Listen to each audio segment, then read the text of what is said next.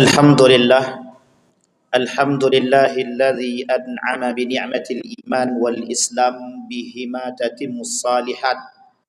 أشهد أن لا إله إلا الله وحده لا شريك له وأشهد أن محمدا عبده ورسوله لا نبي بعد. اللهم صل وسلم وبارك على هذا النبي الكريم. اللهم صل على محمد وعلى آل محمد في العالمين إنك حميد مجيد.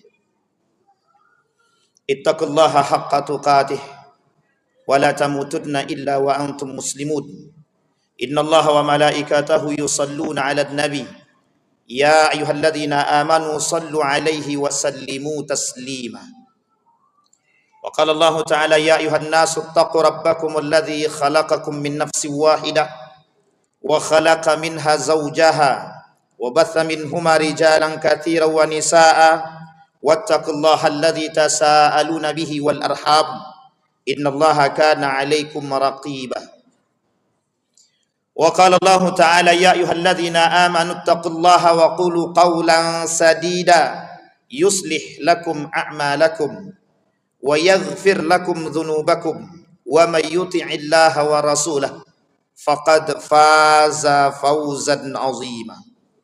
Wa qala Allah ta'ala khudhil afwa wa'mur bil ma'ruf wa a'rid 'anil jahili. Sadaqallah. Puji syukur kehadirat Allah dengan mengucapkan alhamdulillahirabbil alamin. Berselawat kepada Nabi dengan mengucapkan Allahumma salli ala Muhammad wa ala ali Muhammad fil alamin innaka Hamidum Majid. Qala Nabi sallallahu alaihi wasallam sittatun yadkhulun nara qabla al-hisab.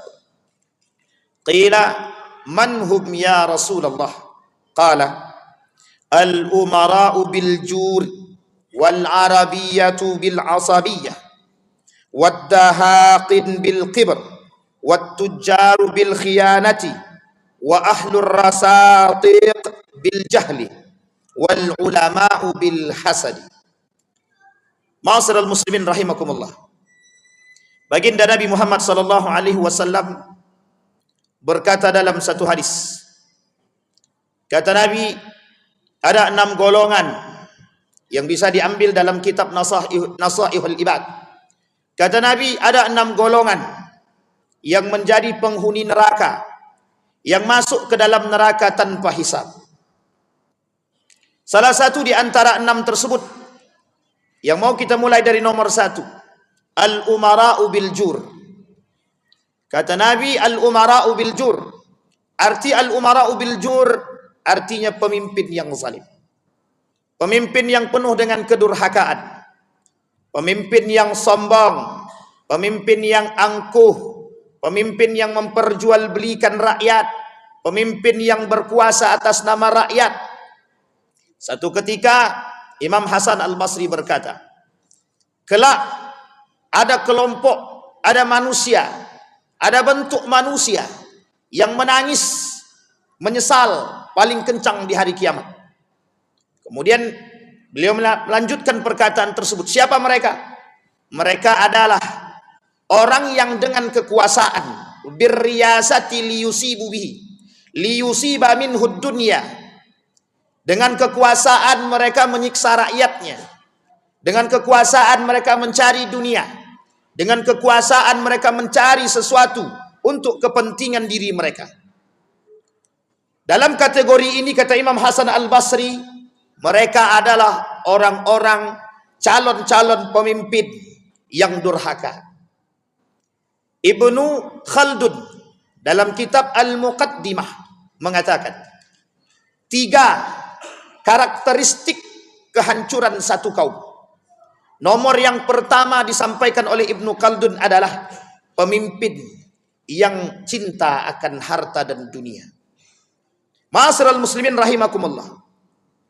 Di dalam riwayat yang lain Nabi berkata, tidak akan terjadi hari kiamat sampai kalian akan melihat bermunculan manusia-manusia dengan gaya kepemimpinan dan kepemimpinan mereka diktator.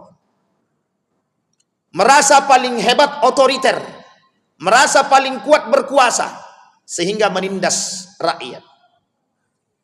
Di dalam hadis yang lain Nabi berkata, kata Nabi, sinfani min ahlin nar lam arahuma. Dua golongan kata Nabi, yang kelak di hari kiamat mereka akan masuk ke dalam neraka. Mereka tidak akan mencium bau surga sedikit pun. Satu di antaranya, rajulun ma'ahum siyat yadribuna bihan nas. Pemimpin yang diberikan kekuasaan kepada mereka, tapi mereka gunakan kekuasaan untuk menghancurkan rakyatnya dengan dalil, dengan dalih, dengan alasan untuk kesejahteraan masyarakat. Artinya apa? Bermunculan pemimpin-pemimpin pendusta, bermunculan pemimpin-pemimpin ahli kadzab, sebagaimana yang disampaikan oleh Nabi dalam riwayat yang lain. La taqumus sa'ah hatta tara min ahlil kidb. Tidak akan terjadi hari kiamat sampai kalian akan melihat para ahli-ahli pendusta. Ma'asyiral muslimin rahimakumullah. Hari ini Allah menampakkan kepada kita semua bagaimana karakter-karakter manusia dengan sejuta kebohongan yang mereka tutupi dengan sumpah, yang pada hakikatnya sumpah itu palsu. Syamsuddin Az-Zahabi menuliskan dalam kitab Al-Kabair. Syekh Mutawalli Sa'rawi juga menuliskan dalam kitabnya Al-Kabair. Salah satu di antara dosa yang paling besar atau dosa besar, salah satu di antaranya adalah sumpah palsu. Banyaknya di akhir zaman manusia-manusia yang bersumpah tapi dusta. Banyaknya manusia bersumpah atas nama manusia demi kepentingan, demi kekuasaan. Maka kelak kata Nabi, yang menjadi Tuhan bagi mereka adalah kekuasaan mereka, jabatan mereka, kepentingan mereka, harta mereka. Sampai Nabi katakan dalam hadisnya, la taqumus sa'ah, tidak akan terjadi hari kiamat hatta tara, sampai kalian akan melihat himmatuhum butunuhum, keinginan mereka, tekad mereka adalah perut mereka, kepentingan mereka, harta mereka. Wa syarafuhum mata'uhum, kemuliaan mereka bukan lagi pada keimanan mereka, tapi keimanan, kemuliaan mereka terletak kepada harta yang mereka miliki. Imam Al-Ghazali mengatakan, orang kelak di akhir zaman kata beliau, yang paling mulia bukan orang beriman, tapi orang yang punya banyak harta. Maka seorang penguasa dengan kekuasaan yang dia miliki, dia mampu mengkayakan diri dia dengan cara yang dilarang oleh Allah. Sangat mungkin sekali. Maka bisa kita temukan hari ini banyak pemimpin-pemimpin yang memperkaya diri. Seorang orang yang gila pernah berkata kepada Khalifah Harun Ar-Rasyid, bertanya kepada kuburan, kemana kekayaan kalian, kekuasaan kalian, harta benda kalian? Tapi kuburan tak menjawab. Seketika Khalifah Harun Ar-Rasyid jalan. Kemudian sang orang yang majnun mengatakan kepada Khalifah Harun Ar-Rasyid, "Hei majnun." Khalifah dikatakan, "Hei orang gila." Kata orang gila. Maka berkata Khalifah Harun Ar-Rasyid, "Anta majnun am ana?" Yang gila itu ente atau saya? Kemudian orang gila melanjutkan perkataannya, "Aku bertanya kepada orang yang ada di kuburan ini, kemana harta mereka, kekuasaan mereka, kekuatan mereka? Tapi tak satu pun di antara mereka yang menjawab." Kemudian Khalifah Harun Ar-Rasyid semakin yakin dengan kegilaan orang gila tersebut. Maka dari sini ketahuan, engkau yang gila bukan aku yang gila. Kemudian singkat daripada cerita tersebut, orang gila berkata kepada Khalifah Harun Ar-Rasyid, "Engkau kayakan dirimu, engkau besarkan istanamu, engkau berikan kekuasaan kepada panglima-panglimamu, engkau berikan kebebasan, engkau kayakan mereka, engkau jadikan mereka manja dengan harta yang kau berikan. Tapi semua itu tidak akan pernah engkau bawa ketika engkau mati, engkau tinggalkan." Seketika Khalifah Harun Ar-Rasyid berdiam dan meneteskan air mata. Kemudian Khalifah menawarkan kepada orang gila tersebut untuk menjadi penasehat di kerajaan. Dengan singkat dijawab oleh orang gila tersebut, Apakah engkau mau aku menjadi gila seperti dirimu? Seketika orang gila tersebut pergi. Ma'asyiral muslimin rahimakumullah.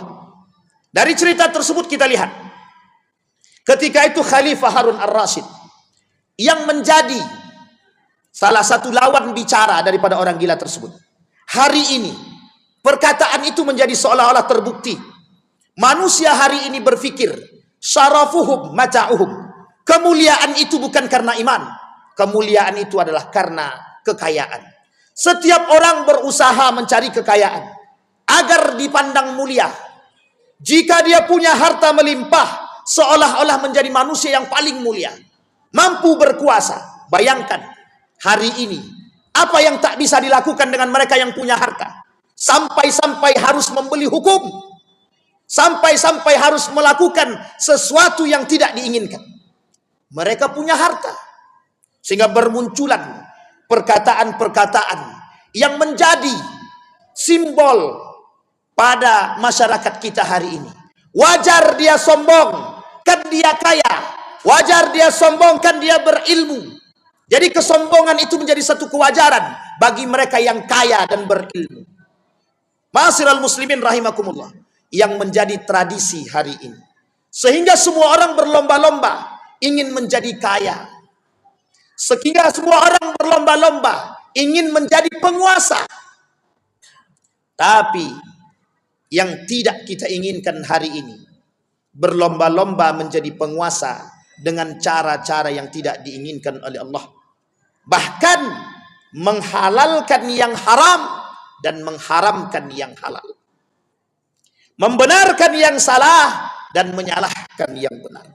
Yang kedua, kata baginda Nabi Muhammad SAW, orang yang masuk neraka tanpa hisab, mereka yang tergolong kepada fanatisme. Fanatisme di sini dua. Satu, fanatisme atau fanatik dengan ilmu. Yang kedua, fanatik tanpa ilmu. Hari ini banyak bermunculan manusia fanatik tanpa ilmu. Hari ini bermunculan manusia-manusia fanatik terhadap golongan, bukan pada nilai-nilai agama. Mengatasnamakan agama, mengatasnamakan nilai-nilai agama. Pada hakikatnya mereka fanatik terhadap golongan, bukan agama. Mereka merasa paling hebat, paling kuat, paling bagus, paling benar. Seolah-olah surga milik mereka. Tanpa mau mencari tahu, berilmu yang lebih dan mendalam. Karena dikatakan dalam riwayat yang lain, kata Nabi, kelak di akhir zaman yurfa'ul ilmu wa yathbutul jahlu. Karena kata Nabi, sejalan dengan apa yang dikatakan Nabi, kelak di akhir zaman itu yang banyak manusia yang bodoh, bukan yang berilmu. Bahkan kata Imam Nawawi, berilmu tapi mereka gunakan ilmu yang diberi oleh Allah untuk mencari dunia. Ketika dalam satu hadis qudsi dikatakan, kata Allah, qala Nabi sallallahu alaihi wasallam wa qala Allah taala, "Fima ta'allamta al-ilma wa qara'ta al-Qur'an." Kemudian dijawab oleh hamba itu, "Ta'allamtul ilma wa qara'tul Qur'ana fika." Kemudian Allah berkata, "Wa yaqulu Allah kazzabta." Engkau dusta, kata. "Wa taqulul malaika kazzabta." Kemudian malaikat berkata, engkau dusta. "Ta'allamtal ilma liyuqalu 'aliman wa qara'tal Qur'ana liyuqalu qari'an." Sampai dikatakan oleh Allah dalam hadis qudsi, manusia belajar ilmu biar dipanggil alim. Manusia pandai membaca Al-Quran biar dipanggil qari. Sehingga kata Imam Nawawi merujuk daripada hadis baginda Nabi Muhammad sallallahu alaihi wasallam dalam kitab At-Tibyan fi Adab Hamalatil Quran. Banyak orang belajar, berilmu, mereka jual beli. Mereka perjualkan ilmu mereka dengan harga yang mahal menurut mereka. Sesungguhnya menurut Allah itu dengan harga yang murah. Ma'asyiral muslimin rahimakumullah. Kejadian ini semakin tampak di hadapan kita. Banyak orang yang merasa pintar, pada hakikatnya mereka tidak pintar. Banyak orang yang merasa berilmu, Setiap orang bisa mencampuri, merasa berilmu, mereka berhak mencampuri setiap urusan orang lain yang bukan haknya. Bahkan di tempat-tempat tertentu disediakan orang-orang yang memang bukan ahlinya pada bidangnya. Kata Nabi, "Idza wusidal amr ila ghairi ahlihi fantadhiris sa'ah." Jika sesuatu diberikan kepada yang bukan haknya, maka tinggal tunggu hari kiamat. Yang ketiga. Kemudian yang ketiga kata Nabi, ad-dahaqin bil kibar. Orang-orang yang kesombong. Kata Nabi, kelak di akhir zaman tidak akan terjadi hari kiamat sampai bermunculan manusia-manusia yang sangat-sangat sombong, angkuh, pendusta. Sampai-sampai dalam satu hadis Nabi kata, bermunculan manusia-manusia menyerupai Dajjal secara sifat. Bukan Dajjal beneran, tapi manusia bersifat Dajjal. Angkuhnya, sombongnya, pendustanya. Sehingga hari ini kita melihat dengan mata kepala kita sendiri. Bukan hanya orang kaya yang sombong, bahkan orang fakir pun ikut sombong. Sampai-sampai dikatakan oleh Allah di dalam hadis qudsi, Nabi berkata dalam hadis qudsi, qala Nabi sallallahu alaihi wasallam wa qala Allah taala, abghadu thalathan wa bughdi li thalathin ashad. Aku membenci 3 perkara, tapi kebencianku terhadap 3 perkara jauh lebih aku benci. Abghadul ghaniyul mutakabbir wa al-masakin wal fakir mutakabbir asyaddu. Aku benci orang kaya yang sombong, orang kaya yang kibar, merasa paling kaya, tapi kemurkaanku, kebencianku terhadap orang miskin yang sombong jauh lebih aku benci. Bahkan di dalam riwayat yang lain Nabi berkata, termasuk salah satu di antara 9 golongan orang yang tidak diajak berbicara oleh Allah, tidak disucikan oleh Allah, tidak dilihat oleh Allah, bagi mereka azab yang sangat pedih. Siapa mereka? Orang miskin yang sombong. Hari ini manusia sombong dengan kekuasaan mereka. Mereka sombong dengan harta mereka. Apakah mereka tidak melihat bagaimana karakter Fir'aun yang Allah sebutkan di dalam Al-Quran? Saking sombongnya Fir'aun mengaku Tuhan. Hari ini tidak ada manusia mengaku Tuhan, tapi berkarakter seperti Tuhan. Seolah-olah diri mereka lebih daripada Tuhan, mampu melakukan sesuatu seperti Tuhan. Itu yang terjadi hari ini. Mereka sombong dengan harta, seolah-olah kekayaan mereka seperti Qarun. Bahkan Qarun, kunci berangkasnya terbuat dari emas, diangkat oleh 10 orang. Hari ini manusia mencoba merasa lebih kaya daripada Qarun. Mereka tak lihat ending daripada perkataan Allah Subhanahu wa taala. Apa yang Allah lakukan bagi mereka yang sombong? Apa yang Allah lakukan bagi Fir'aun? Apa yang Allah lakukan pada Qarun? Itu pelajaran bagi orang-orang yang beriman, terkhusus orang-orang yang dicintai oleh Allah. Maka agama nasihat, ad-din an-nasihah, liman? Lillahi wa li rasulihi wa li kitabihi wa li a'immatil mursalin wa ammatihim. Agama itu nasihat bagi kita semua, agar kita bisa memetik pelajaran kalimat yang terkandung di dalam Al-Quran. Salah satu penghinaan terhadap Allah dan Rasulnya dan Al-Quran, ketika orang-orang muslim, orang-orang beriman tidak mau mengambil pelajaran dari apa yang tertera di dalam Al-Quran. Mereka merasa akal lebih tinggi daripada Al-Quran dan wahyu. Itulah karakter manusia hari ini. Keberhasilan kaum liberalisme membuat manusia jauh daripada nilai-nilai agama tampak. Maka tersisa orang-orang yang benar-benar beruntung, kata Nabi. Tuba lil ghuraba. Siapa mereka yang beruntung, kata Nabi? Orang-orang yang berpegang teguh dengan nilai-nilai agama, yang masih berpegang teguh dengan Al-Quran dan Sunnah. Maka inilah yang dikatakan oleh Nabi, orang-orang yang kelak beruntung di akhir zaman. Fa'tabiru ya ulil absar la'allakum tuflihun. اللهم صل وسلم وبارك على سيدنا ومولانا محمد وعلى آله وأصحابه أجمعين.